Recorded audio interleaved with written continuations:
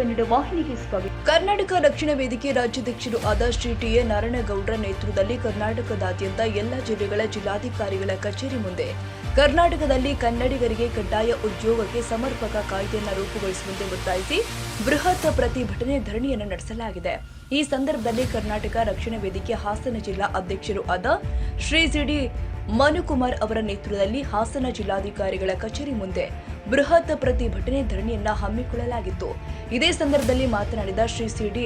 ಮನುಕುಮಾರ್ ಅವರು, ರಾಜ್ಯ ಸರ್ಕಾರ ಹಾಗೂ ಕೇಂದ್ರ ಸರ್ಕಾರ ಮಲತಾಯಿ ಧೋರಣೆಯನ್ನ ತೋರ್ತಾ ಇದ್ದು, ಇತ್ತೀಚಿನ ದಿನದಲ್ಲಿ ಕರ್ನಾಟಕದ ಉದ್ಯಮದಲ್ಲಿ ಕನ್ನಡಿಗರು ಕಾಣೆಯಾಗ್ತಾ ಇದ್ದಾರೆ ಹಾಗೂ ಪ್ರಮುಖ ಆಯಾಕಟ್ಟಿನ ಉದ್ಯೋಗದಲ್ಲಿ ಹೊರ ರಾಜ್ಯದ ಕನ್ನಡ ಬಾರದೆ ಇರುವ ಅಧಿಕಾರಿಗಳನ್ನ ನೇಮಕಗೊಳಿಸುವಂತದ್ದು ಹಾಗೂ ಕೇಂದ್ರ ಸರ್ಕಾರದ ಉದ್ಯಮದಲ್ಲಿ ಅನ್ಯ ಭಾಷಿಕರನ್ನ ನೇಮಕಗೊಳಿಸುವುದರ ಮುಖಾಂತರ ಕನ್ನಡಿಗರನ್ನ ಕಡೆಗಣಿಸಲಾಗ್ತಾ ಇದೆ.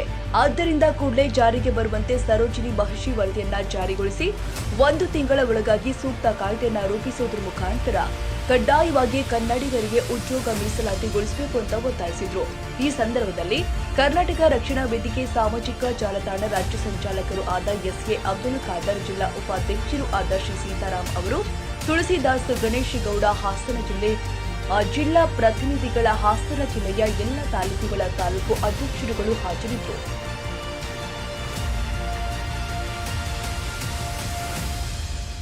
ತಾಜಾ ಸುದ್ದಿಗಾಗಿ ಎಂಟಿವಿ ನ್ಯೂಸ್ 24x7ಗೆ ಸಬ್ಸ್ಕ್ರೈಬ್ ಮಾಡಿ ಮತ್ತು ಬೆಲ್ ಐಕಾನ್ ಅನ್ನು ಒತ್ತಿ. ತಪ್ಪದೇ ಲಿಂಕ್ ಶೇರ್ ಮಾಡಿ.